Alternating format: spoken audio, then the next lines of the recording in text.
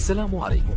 لا تنسوا الاعجاب بالفيديو والاشتراك في القناة تشجيعا لنا لنستمر بنشر المزيد إن شاء الله.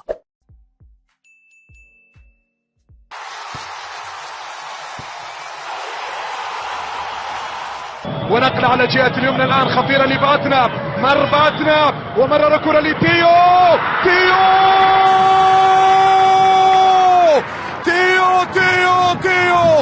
العسباني يسجل الهدف الأول.